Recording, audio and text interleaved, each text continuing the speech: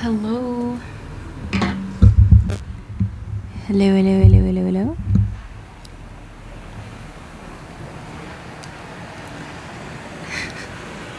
Good morning.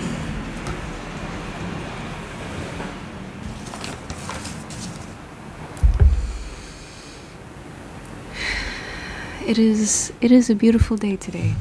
It truly is.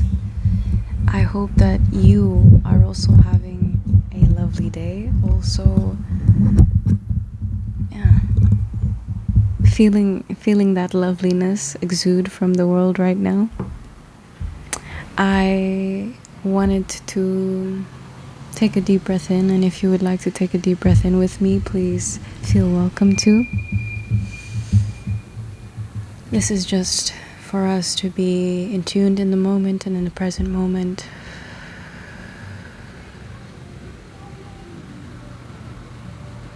To also release anything, any thoughts that could influence this channeling message.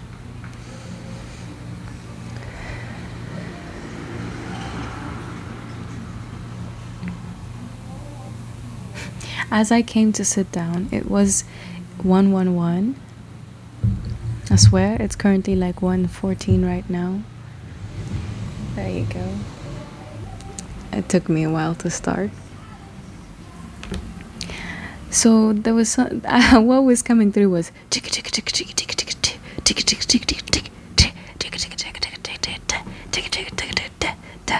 is that song from the Hunger Games? It is. Interesting. And I'm also actually feeling a bit hungry right now. I haven't had anything to eat yet, but I drank some water, got ready, and I just felt like I could start. And just as I say that, I felt something here, like a small pain. And sometimes that makes me think like, okay, but you maybe should have started with at least something in your stomach.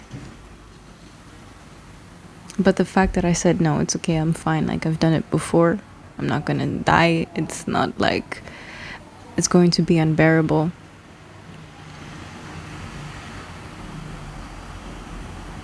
The Hunger Games. It's so interesting. You might be somebody who is experiencing a lot of... wow, okay, let's just let it go. Let's just let it flow. We're not even gonna think about it, I guess. You might be somebody who has been experiencing a form of turmoil, a form of not being able to see clearly, so you might have had sort of moments where as if you're walking on a path and then there's mist. And this mist also is working with the dark. And you know how in the darkness shapes and the way that we perceive things also changes. Like shadows also play differently, light plays differently, and hence hugs different parts of your body, your face, so emphasizes different things.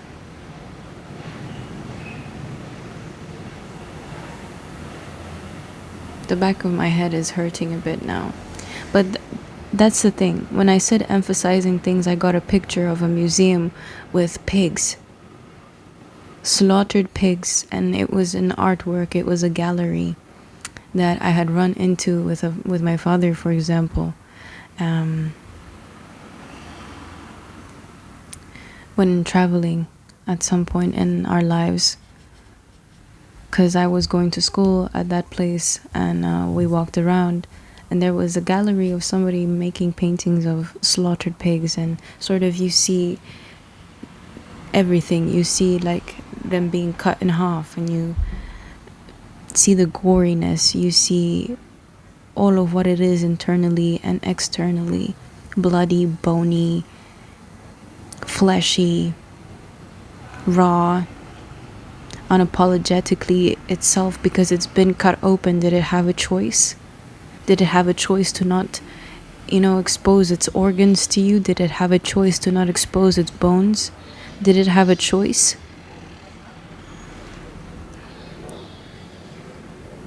Tomorrow is a new day because the stars will be aligned. The 11th of July speaks of great fortune, one disguised. Disguised in the many faces of those who cannot realize that mist was also a guiding light. That mist, that the misformations in the shaded light was one's key to be able to ignite that of which was inside. Ignite, also see, realize, understand, experience. A lot has been going on with blood this week. I've seen blood a lot. Or, the notion of blood. A lot of words like bloodlines, blood ties, blood bending, blood bonds. The book, A Fate Inked in Blood. Donating blood. Getting to the depths of what blood actually is. Getting to the depths of how our bodies really work. Of all of these minor differences in everybody's blood, for example. Something about also blood groups. There's something about these blood groups I feel that determine something. And although that they provide the same, although they're meant to provide the same type of notion in everybody's body,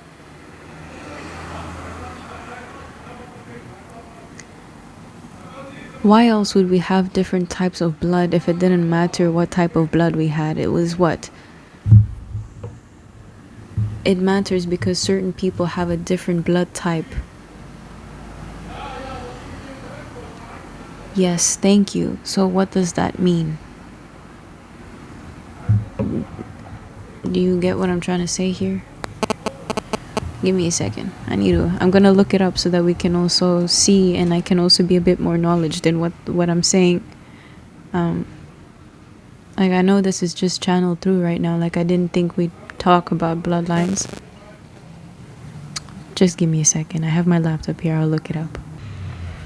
Okay. So I found the blood groups. We've got the 4 blood groups in front of us right now. Blood group A, blood group B, blood group AB, and group O.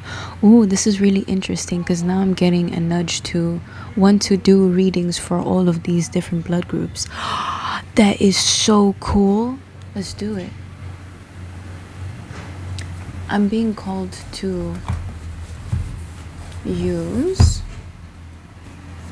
New Earth Edition Blue Angel Oracle. Let's start with that. Oh, this is so interesting. So you might also be somebody who knows your blood group. You might be somebody who does not know your blood group.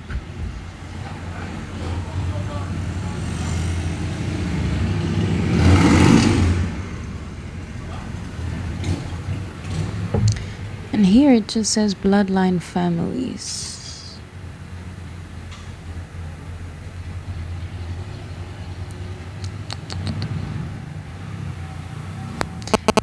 That's my question. Like, where did certain blood groups originate from?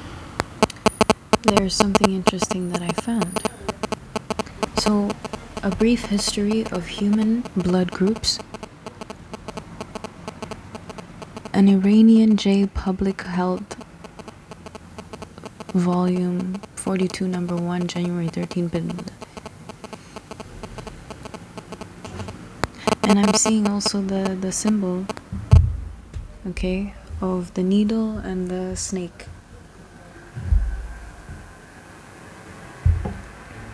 The evolution of human blood groups, without doubt, has a history as old as man itself. There are at least 3 hypotheses about the emergence and mutation of human blood groups.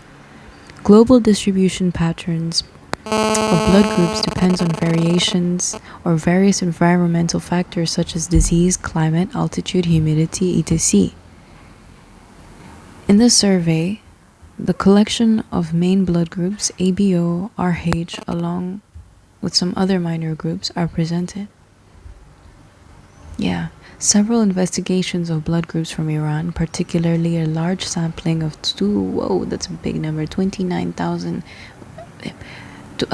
I can't even say that, 291857. Make fun of me if you want. At least I made you smile. Individuals from Iran, including the main blood groups ABO and RH, as well as the minor blood groups such as Duffy, Lutheran, Kel, KP, Kid, and XG, have been reviewed. What? Like, I didn't even know about that.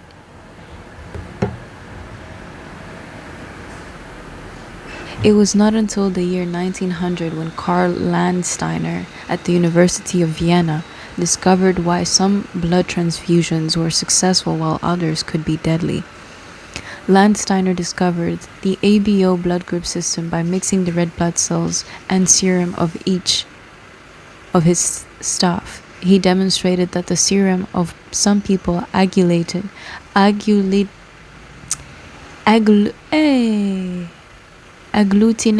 the red cells of others. From these early experiments, he identified 3 types.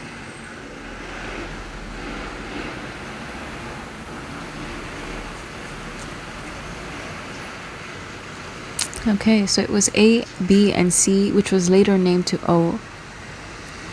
So ohne, without, or 0, no.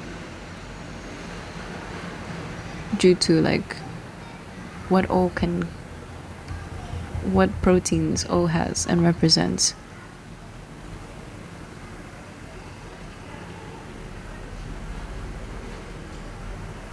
Yeah, somebody told me something about Nobel Prizes, right? For example, and they're like, yeah, but Nobel Prizes were won all over the world for certain things and certain discoveries, and then for people to come in and be like, oh, you know, for certain people to also think like differently than whatever was discovered after all of those years of research, yes, because listen, even me reading this document here, there's this notion of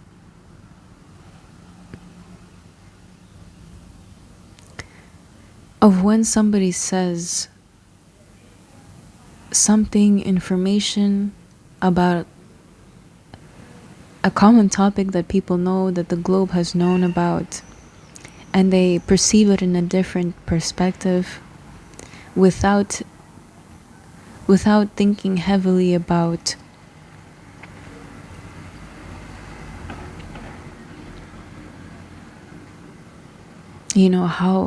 how the conclusions came to that. And I know that our society is very built on this.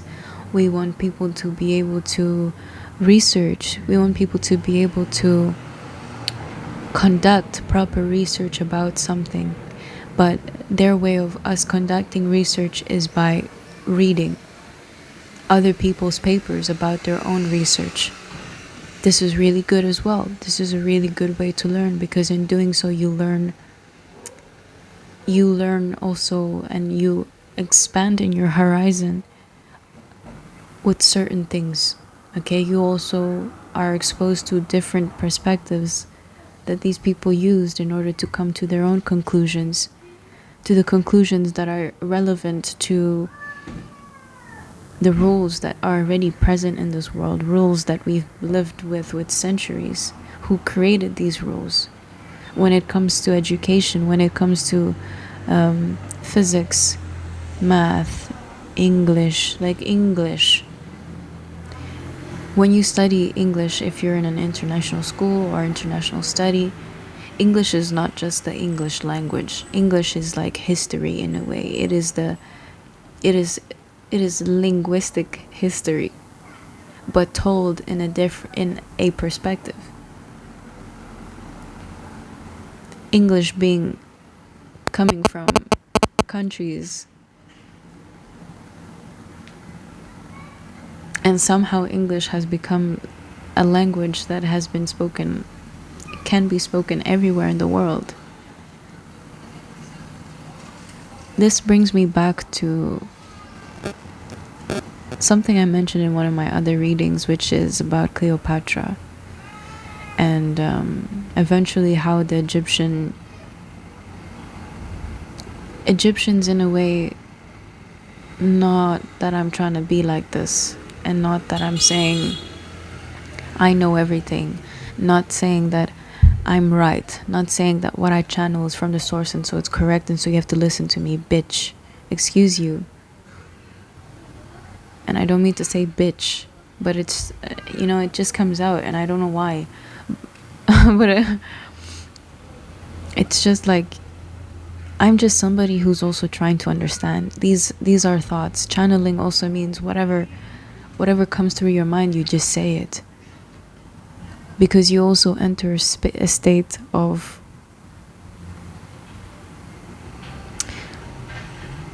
being open in the mind to be able to receive certain things. One's own rituals, one's own way of guiding one's thoughts. For example, if you take a few breaths before you do a reading, or if you pray before you do something. Rituals also help you get into certain flows or patterns of thought easier in a way, or I won't say easier, but in a different way.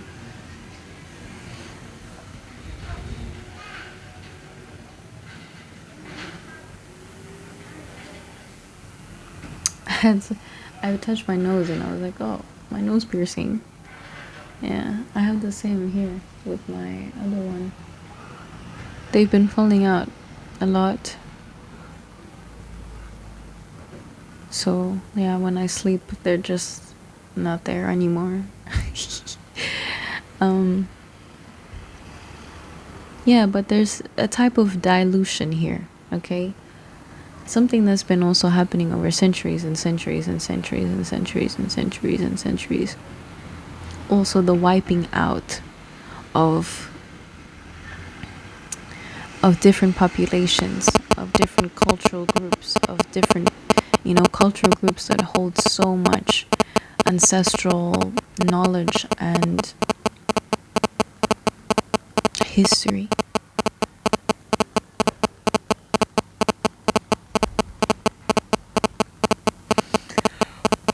Like,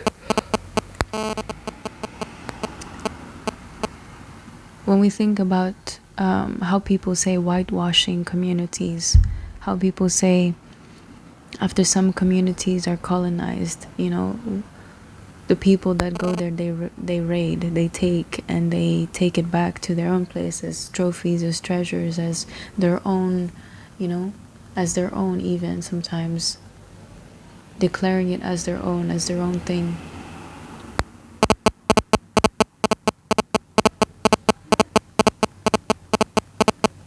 Is this because they also found value in what these people were doing and they realized that and they were like, wow, that could be useful for us as well if we take it back, but we're not.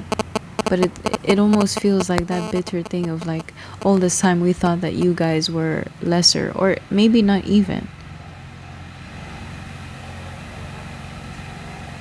Maybe it was just like some bitter person who was scared.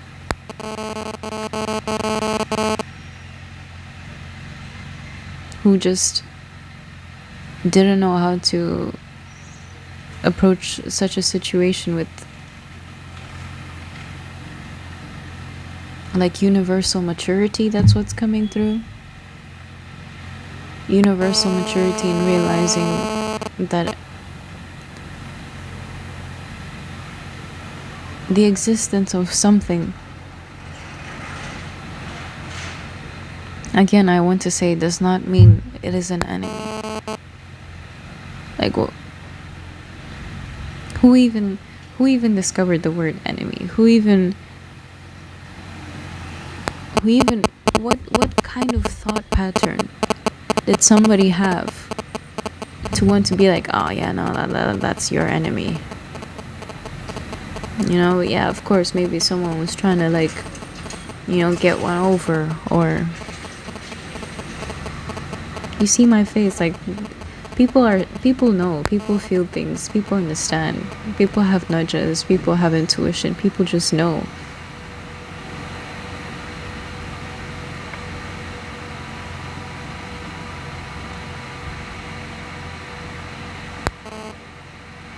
Like, for example, I'm just thinking about what's coming through is Game of Thrones. It's interesting how we also talked about the Hunger Games, Game of Thrones.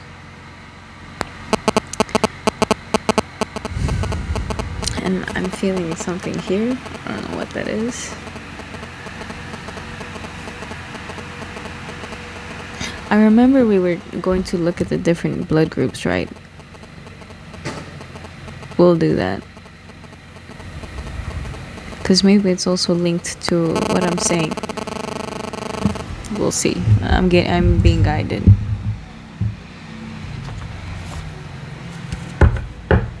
And just like that, I look at the guidebook. Oh, eternity. 44.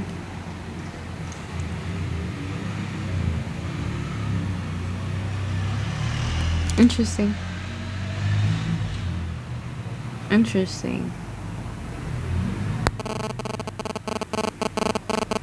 What I'm getting is that eternity is coming through because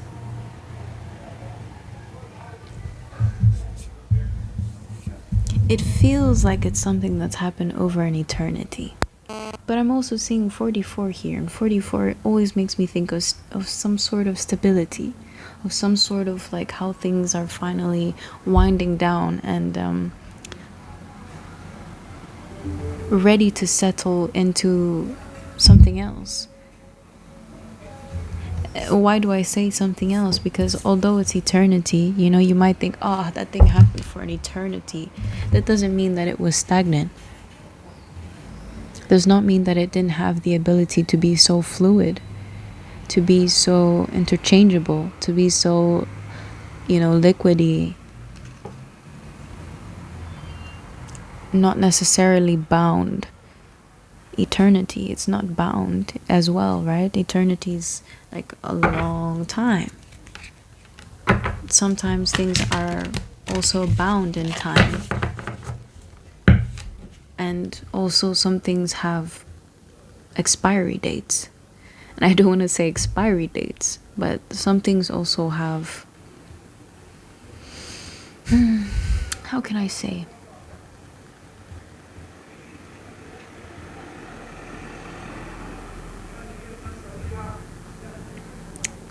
Moments that eventually lead to change.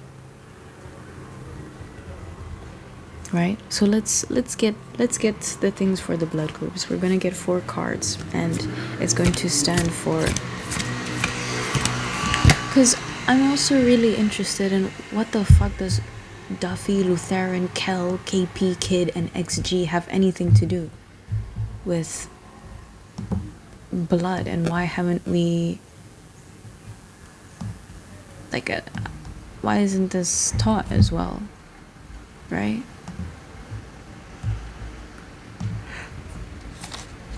Excuse me.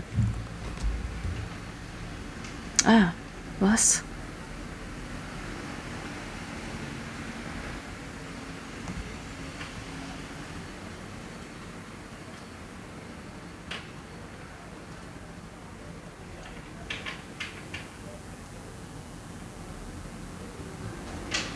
Sorry, guys. I was trying to copy and paste those words, right? And then something that came through when I was channeling the other day. Yeah.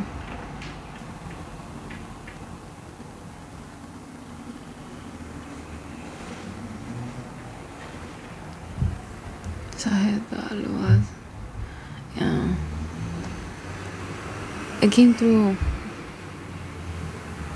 Krishna Samara Thaku Wala Wasa Sahet Halu Asalet Karasayo Ala Artsa A.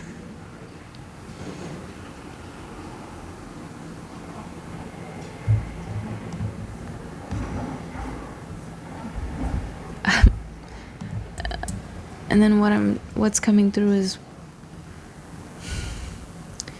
there's something related to Turkish, Amharic, Hebrew,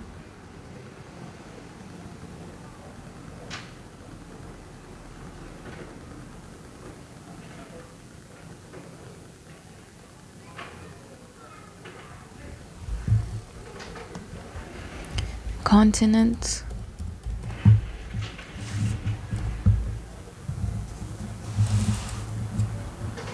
Asia, Africa, North America. That's 4, right? That's 4 with South America, Antarctica, Europe, and Australia.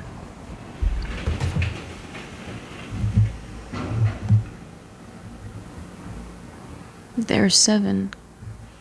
Why are there 7 continents? Why is it that 7 is quite significant in also religions?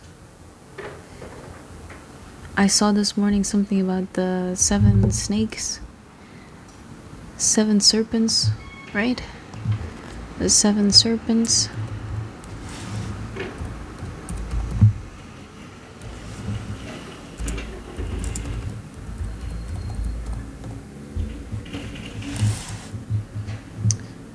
I'm actually gonna do this better. Ooh, that card that came out, healing. I think that goes so well with what we were saying about eternity. How something might have felt like an eternity. How something might have felt like it could have just stayed as eternity if somebody could control the swirls of this.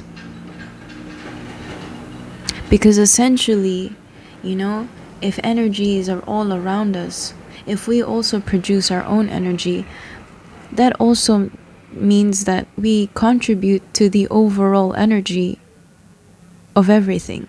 And hence, because we are part of that, if we choose to express something else than what is I'm getting like why? You know, like something that's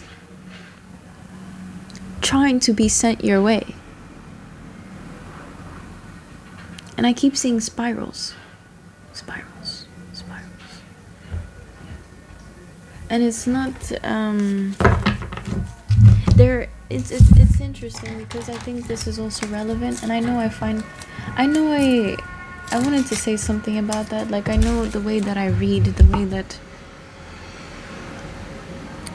I approach my readings.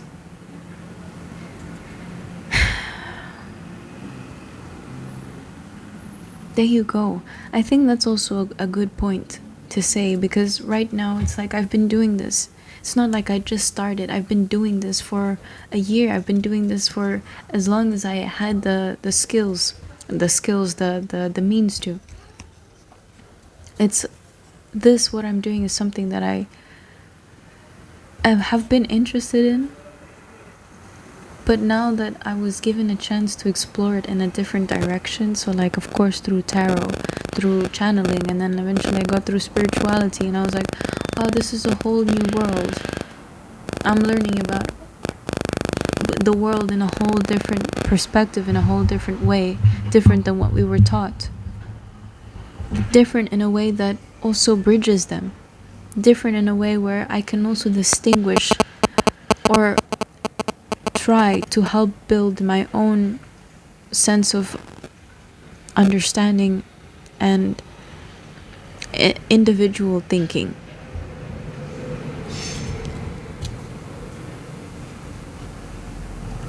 The spiral that I was seeing is this, and I'm just getting like, imagine if you saw it in 3D. It kind of reminds me of that. And it just made me think, like, where is it actually going? Like, what is going on? It looks like a volcano. A volcano? I was going to say a tornado. What? Ah, it reminds me so much of Moana. I am Moana. When she returns the heart of Te Fiti. And the heart of Te Fiti has a spiral, right? The spiral of life. The spiral of life. And the way that I thought it looked like a volcano that goes, but also a tornado. Because also imagine, let's imagine it like that, where, you know, for it to be a volcano, we were also mentioning turmoil. You were experiencing a type of turmoil that likely made you circle and go, you know, like, I have it also in one of my artworks, the spiral of also, what do you call that? Let me think of it. It's a fossil, like a fossilized, fuck, what do you call that now?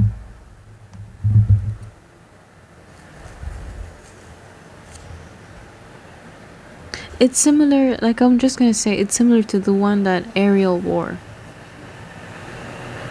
Give me a second.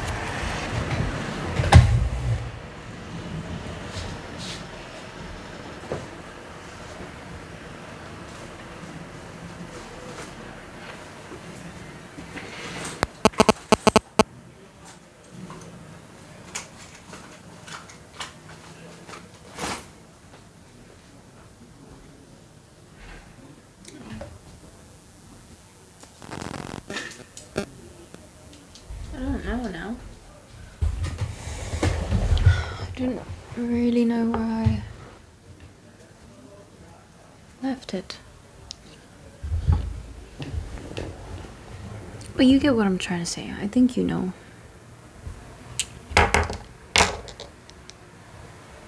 Because also, I've got my book here because I am having it as, you know, to hold.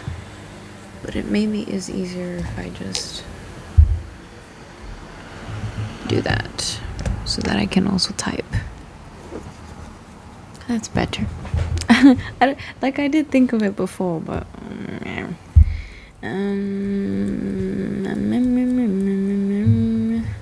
I was looking up something. I was looking up the shell. Fossilized spiral name. Yes. Excuse me, ammonoids.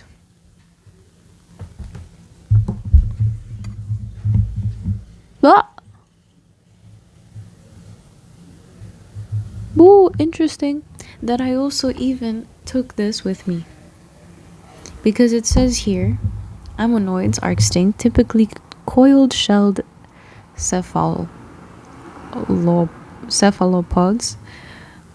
composing the subclass Ammonoidea. They are more closely related to living octopuses, squid, and cuttlefish, which compose the clade Coleoidea Nautiluses. Then they are Nautiluses.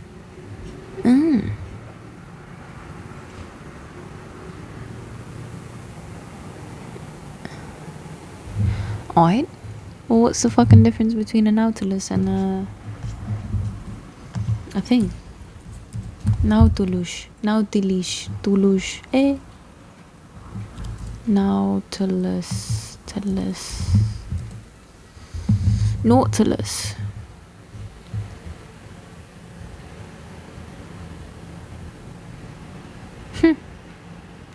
The term nautilus originates from Latin nautilus, which itself in Greek means seaman or sailor, derived from nous, meaning ship.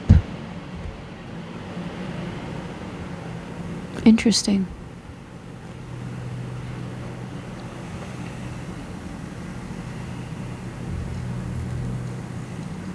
Interesting. These creatures are characterized by a spiral pearly shell divided into air-filled chambers.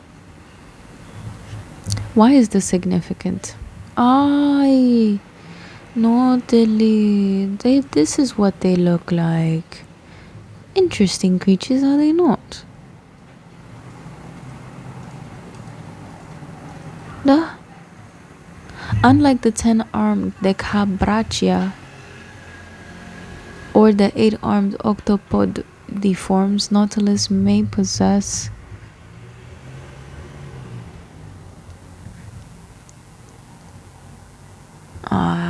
okay, tentacles. There's something about, because this is also a fossilized type of squid. This is a fossil.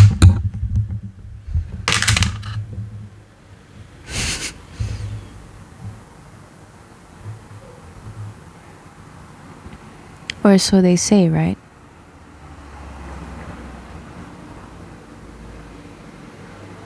It's supposed to represent these little, or it looks little, but they're squids that I believe also disappeared and went extinct.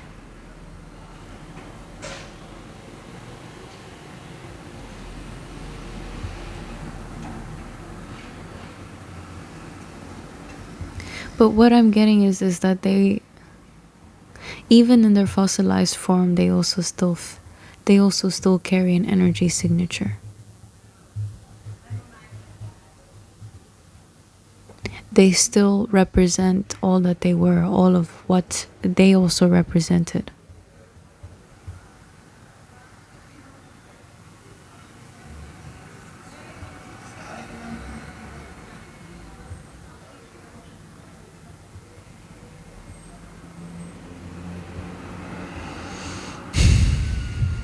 And there's a difference here, because if a nautilus is not the same as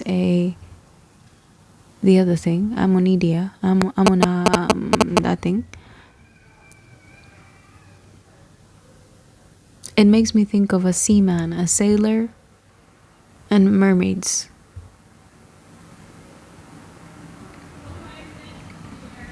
The fact that Nautilus,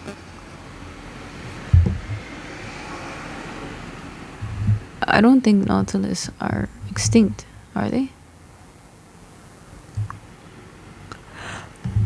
Excuse me. There's even a movie. Are Nautilus extinct? No.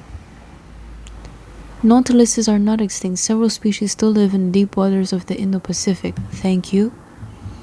But how old are they?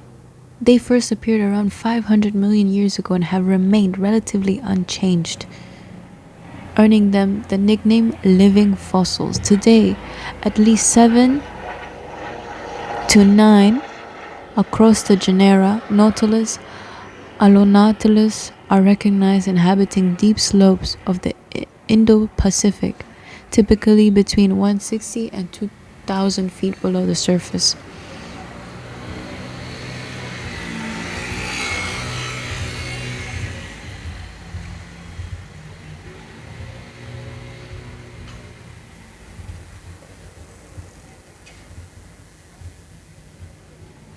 Despite surviving 5 major mass extinctions, modern nautiluses face significant threats from human activity. Overfishing for the attractive shells, which are used in jewelry and decoration.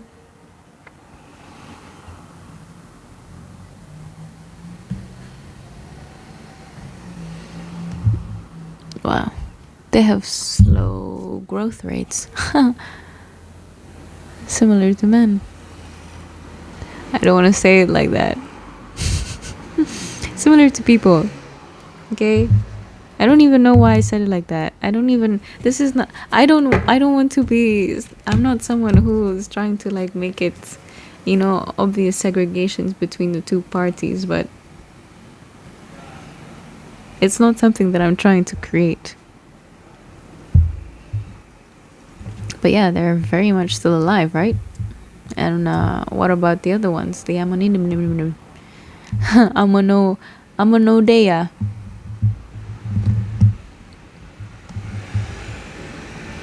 They extinct, baby. Excuse me again.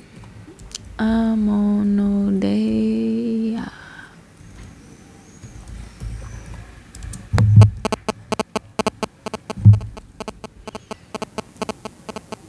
Are they?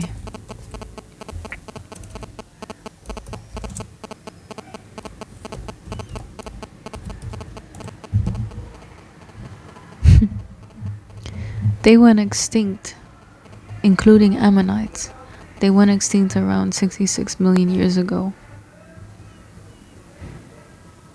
During the Cretaceous Paleogene, the KPG mass extinction likely due to the combination of asteroid impact, environmental disruption, and food chain collapse.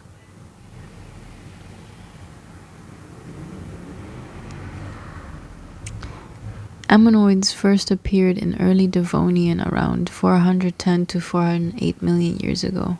So, nautiluses were around longer than that. Yeah, evolving from straight-shelled nautiloid ancestors. They survived multiple mass extinctions, including the late Devonian Kellwasser and Hagenberg events. The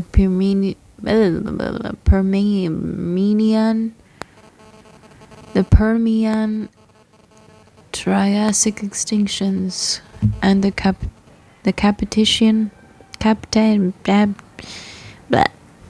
These are all very big words, guys. Okay, so a massive asteroid struck near present-day Mexico, triggering global environmental changes. Impact winter, dust and aerosols blocked sunlight, halting photosynthesis, and disrupting marine and terrestrial food chains.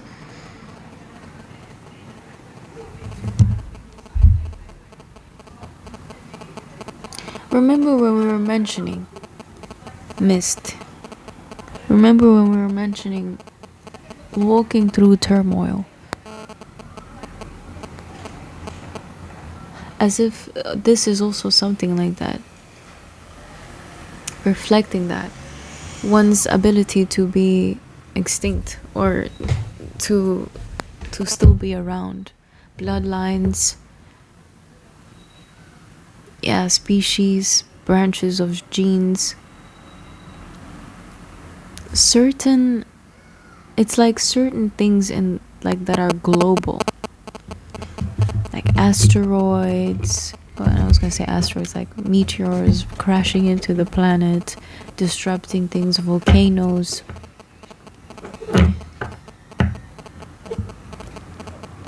And it's interesting because volcanoes are making me think of pimples for some reason, and how pimples can also just blow or be full. Or like you might, and I know that this isn't the same for mountains. Like mountains don't just fucking appear out of nowhere. You know, something underneath the surface has had to change that. And the pressure and yada yada that needed for those tectonic plates. Are they tectonic plates? I think they are tectonic plates.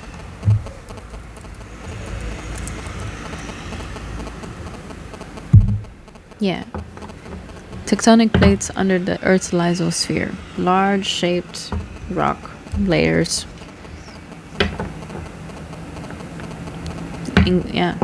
Responsible for geological phenomena including earthquakes and volcanic activity. I'm feeling like these tectonic plates almost seem like what happens also underneath our skin. So also what we feed ourselves, how our bodies are processing these things, processing different pressures within different parts of our skin. And sometimes there are parts that just can't and just need to break out and push out, which is also really interesting, because why is it that in certain particular areas of your face you do have more you have a pimple forming there? Like, how much energy did you need, or how much like the dispersal of fats that you consume? It's interesting how that just pops up in random places. Like, sometimes I've had like things on different parts of my body, and I was like, alright, and that's over there. When normally I'd also think that I'd get pimples either on my arms, as you can see here, or my face. And it's not always like that. And I know people who have studied this, people who probably have more knowledge than me in this category, are likely to also look and say, yeah, you know, these things are normal. So we also have A Night on Earth, and synchrotron. Wow.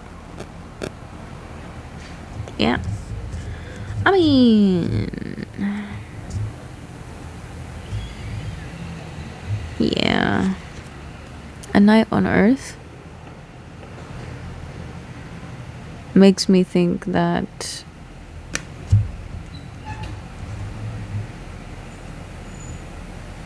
it's just interesting, guys, because this image is also making me remind myself of an animation that I watched. If you guys know Love, Death and Robots, maybe go and look at it. And there's an episode there. I believe it's in the second volume. It's a one about eternal life, eternity.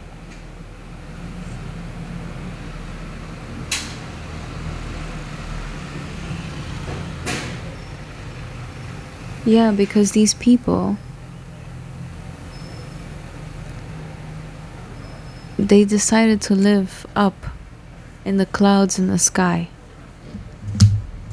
and sort of have the broke people, the poor people, be down there. Like, these were people who also wanted to create some type of freedom away from the consequences. To be able to live.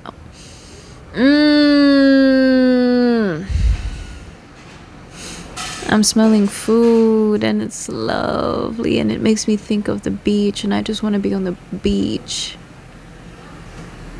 Yeah, that type of feeling.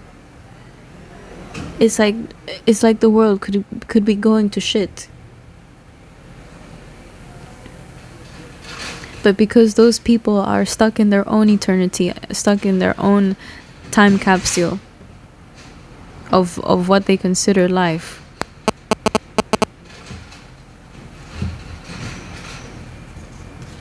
All of it is connected though.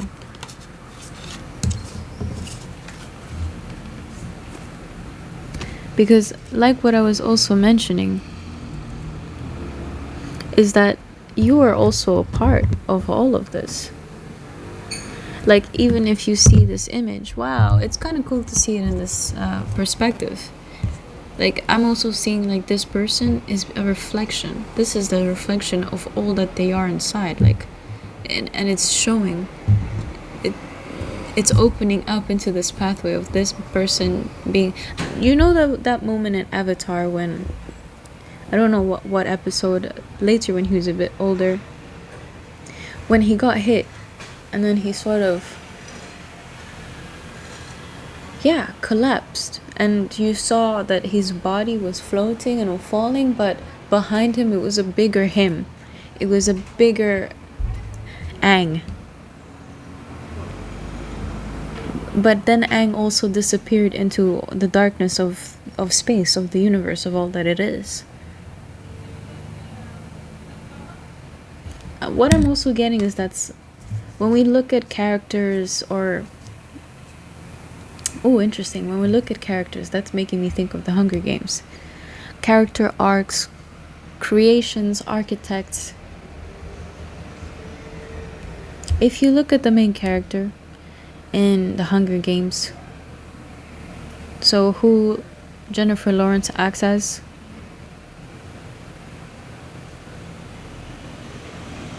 is it Jennifer Lawrence?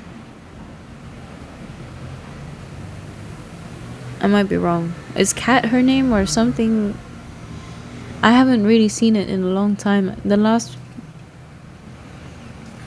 movie I watched was the one where Amanda Stenberg is in it, the first movie. That was ages ago. This is where I also got so inspired by Amanda Stenberg, because she was someone that even made me feel, wow, life everlasting. Made me feel like I wasn't alone when it comes to I don't know, looking at a screen and being able to identify or see parts of yourself in somebody else. And it could be with anything. It could be with the way that you look, like your skin, your nose. This way of approaching the scenario with such authenticity to who that person is. And it's not saying that you are likely the same people. It's not that. It's more of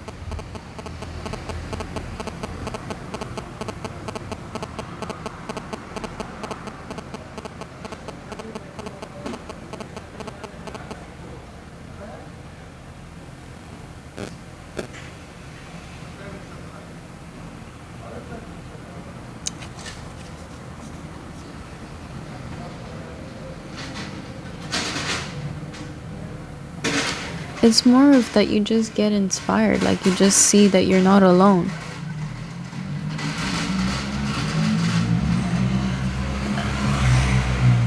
I'm also getting that in all of this, because it's like, if this is also all coming from you, let's just say, regarding to this picture, or you entering a space where all of this is just exposed and out in the open, as if it was, and it being already there, like the universe and just everything is just already there. It's that moment where you walk in and you see that for what it is. All of these little planet thingies also being maybe representing main themes in your life.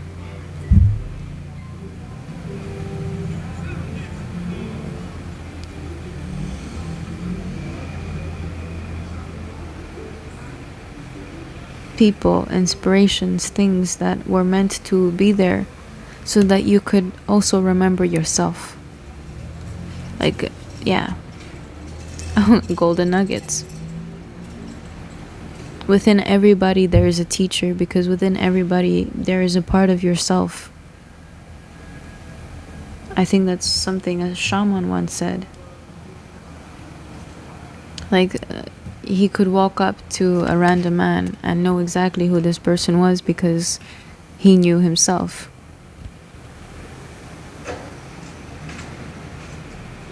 Life everlasting, eternity. This whole interconnectedness. Why we got the healing card in the first place is because it's also us trying to heal our identities. It's us trying to heal our notion and our, and I was gonna say journey to finding out our identity. Who are we really? Right? Are we really just the individuals that we are? You know, each competing for a certain position, for a certain thing, for reaching a certain goal. Are we really just competing, or does it stem deeper than that?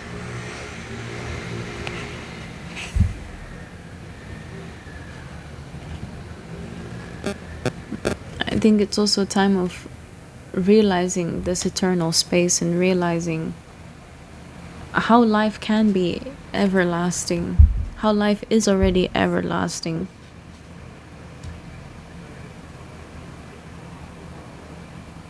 When it comes to all of the things that can be born within life, removed,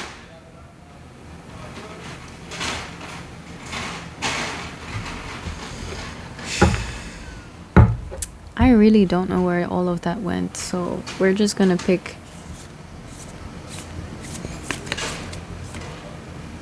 I was gonna say let's just do more of the blood groups, right? But I don't know if I would like to use this deck.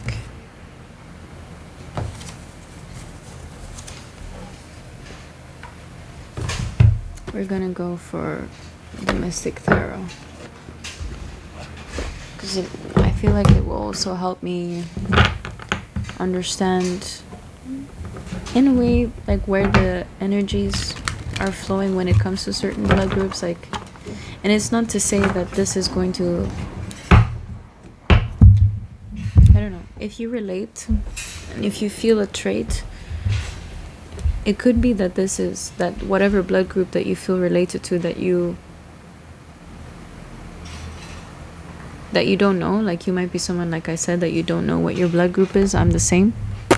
I was trying to get that checked, and somebody told me that my veins were too skinny, so I couldn't even take a blood sample. I've had blood taken from me before, but sure. Anyways, we're gonna do for blood group A. Wow!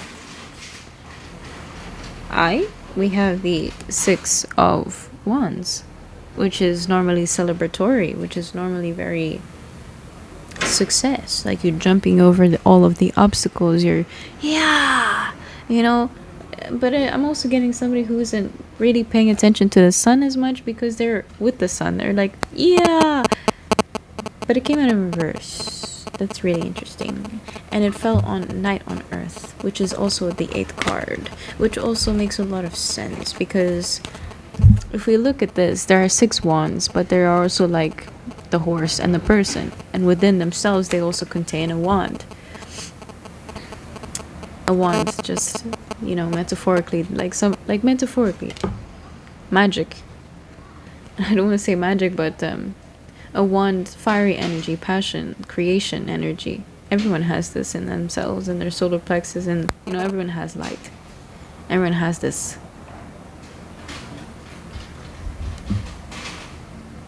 Okay, interesting. So, because there's a Knight on Earth, the blood group A people,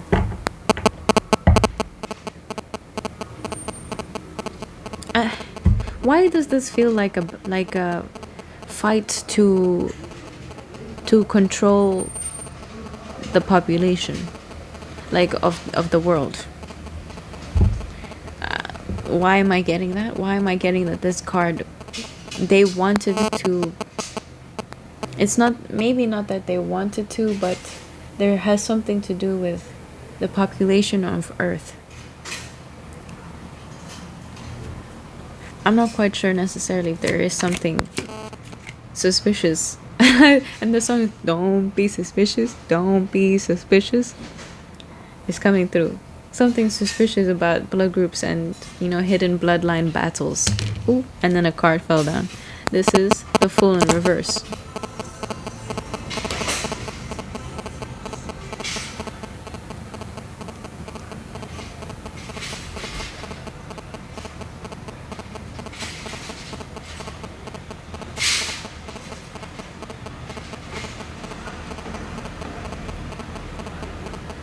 I'm getting, this blood group was a fool.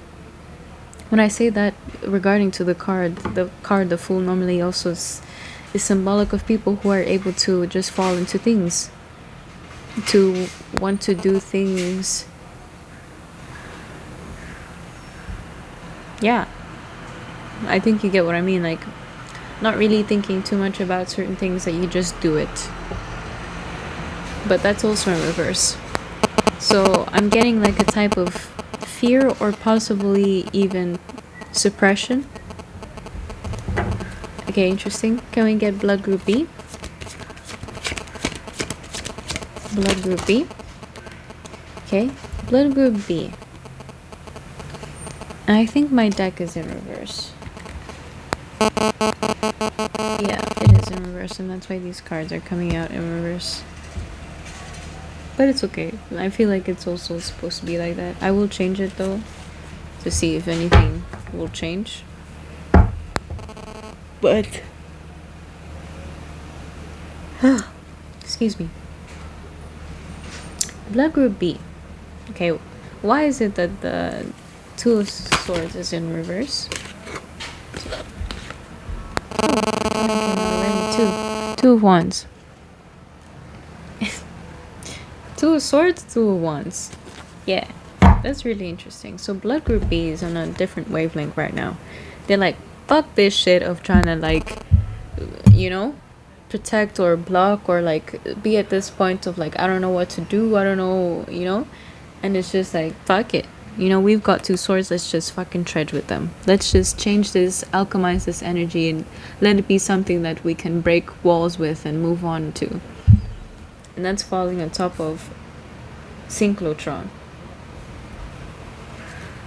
39. Interesting.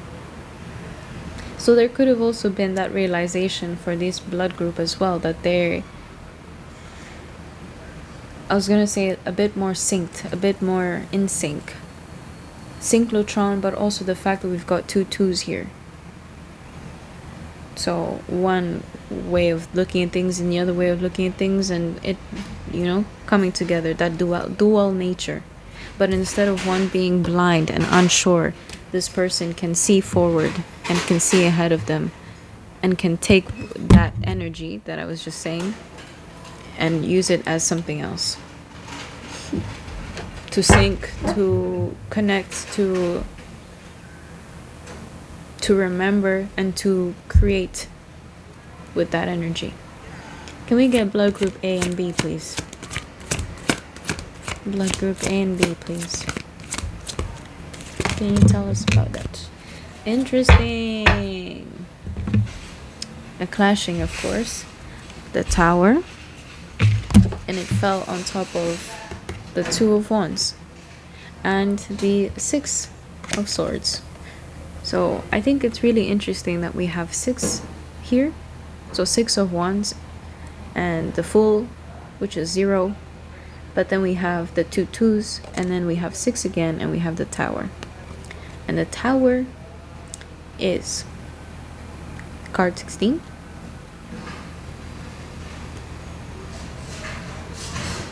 Card 16, 1, 6, 6.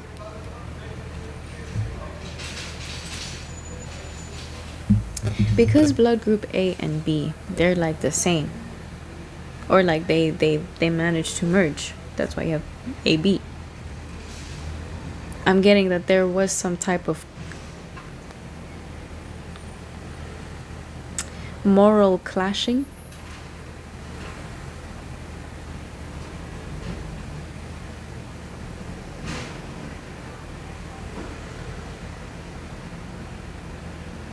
Yeah. Because it's like A and B, it's like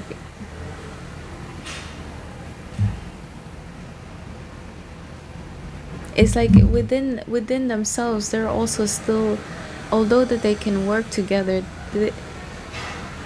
it's like living with someone that you also don't really, but you can be okay with that. But what I'm also getting is that with this 6 of Wands is that there's some type of leaving energy. There's some type of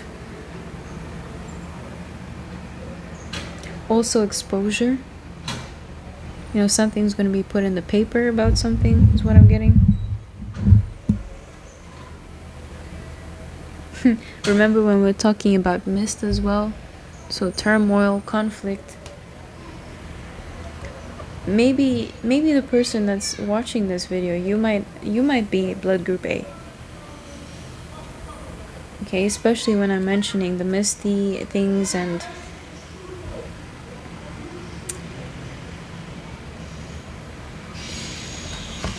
but I also feel because of this combination of A and B, one can move, one can leave, despite a type of clashing energy or despite of an energy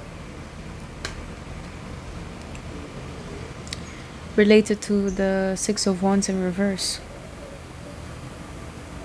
Because that would be celebratory. That would be, yeah, good things.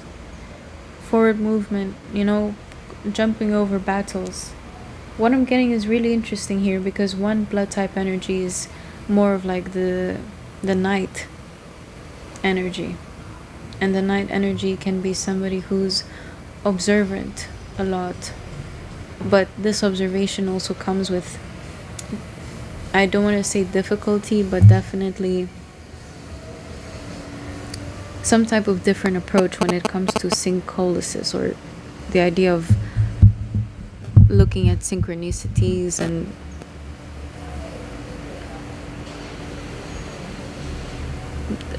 yeah, I mean the connection between everything. This might not be relevant for everyone, by the way. Maybe I'm just specifically speaking to specifically 4 people who are specifically of these bloodlines. Can we see O, please? Blood group O.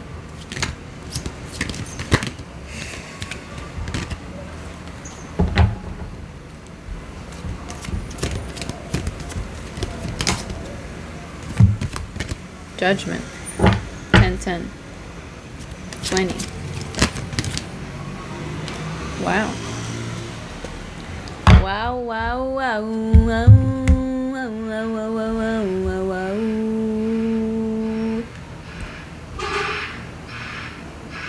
And then for some reason, I got what blood groups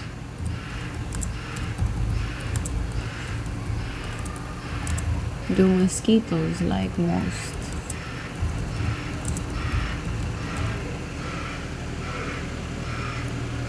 Blood group O.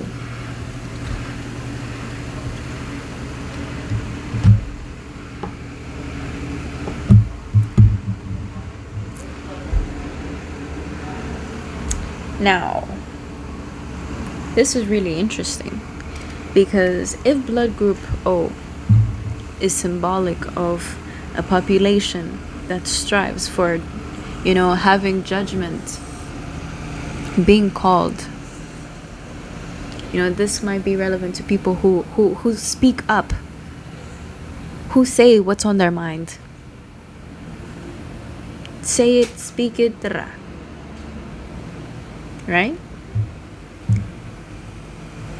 There are these people who say stuff so that things can be awoken, so that, you know, other people can be like, oh wow, really? Or like come out of the dark and be like, oh. Like come out of the dark even is reminding me of blood group A, is reminding me of a night on earth. These blood group O's are like people who you've come, I feel like it's also like you've come through so much, you've gone through so much in your life, that also this 9 of Cups makes sense. This 9 of Cups also is the energy of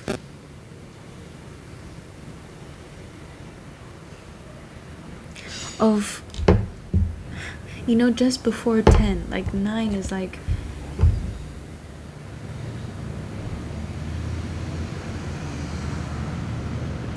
I was gonna say near completion, but for example, number 7 to me also seems as completion. Then you get to 8 and it's infinity, it's eternity, and then you get to 9, and 9 is like that moment when after everything you've been through, it just, you can sit with it and you can sort of look at all of your cups and look at all of these cups and realize how much you filled, how much was there, how much was still on fire. Something about this, which is really interesting that they say here, and why I was attracted to say, what blood group attracts mosquitoes the most? Oh, is that surprising? Is it surprising that because this blood group also shows signs of being able to call out judgment on things that maybe were not right, okay, and also being able to sit with everything that they've been through, and to be able to observe and likely even base off their judgment call on that. And this 9 cups is also giving me like 9 lives, 9 cats. 9 lives, 9 cats. You see the way that she's also looking here? She's also looking directly at the viewer. These other cards here is people that are looking in the different directions. Either blind or looking down, or either looking forward towards something, running or leaving something, causing some destruction. And in this case, it's like this angel here is, yes, also looking in a different direction, but I'm sure, they were just here. And it's also they're looking into a certain direction because it's like a mission. It's like something that they have to do anyways. That is so interesting. And mosquitoes. Ugh. Something about how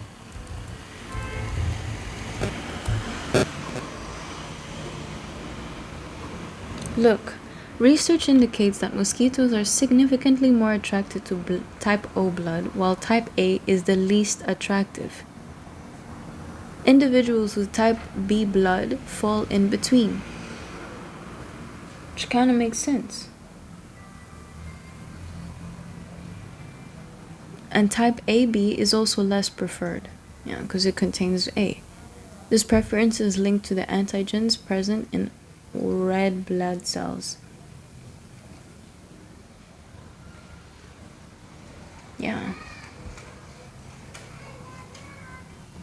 So type O blood secretes H antigens, which appear to attract mosquitoes more strongly than antigens in other blood types. About 85% of people are secretors, meaning they release blood type antigens through bodily fluids like, wow, sweat, saliva, tears. Mosquitoes are more attracted to secretors than non-secretors, and among secretors, those type O blood are particularly appealing. So, yeah, secretors and people's ways, or mosquitoes' ways to identify you. This makes me think about Perfume, the book and the movie Perfume, for some reason, about the murderer who has an exceptional sense of smell. And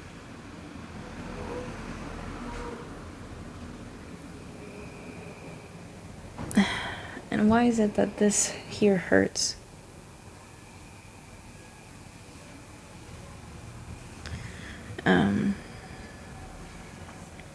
Yeah, and the freaking guy, he goes around finding women. And I just looked down and I saw this woman with red hair. Unique. Something about this unique trait. It also fascinated me because this man also was attracted to women with red hair. Some type of genetic expression also plays a role in other things. Essence. Somebody's essence, somebody's smell, somebody's... yeah. Other sort of expression apart from just physical appearance. Because also appearance, a sense of smell also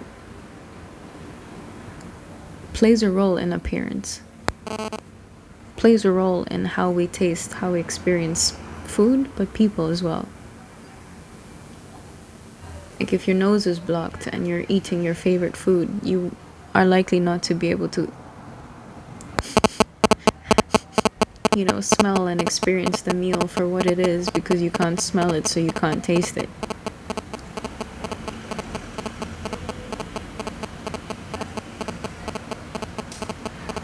And so you just sometimes not even feel like eating, right? Maybe what mosquitoes feel like, maybe. And also this idea of mosquitoes, secretors, engines, people who project, and rather than people who just don't. That's why we also have body graphs. Maybe body graphs is something that you've also researched on, seen, and if not, maybe something to look into, to maybe look at it in a different perspective as well. I don't know if it makes any sense. It's coming through though, so I feel like maybe, you know, if the connections that we're making here might be a bit sporadic. I always find that although that they are sporadic, there's always something there. Whether you find it or not is up to you. So yeah, I think I will just end this reading here. I mean, I'm not even quite sure what. But yeah, I'm gonna leave it here. Thank you.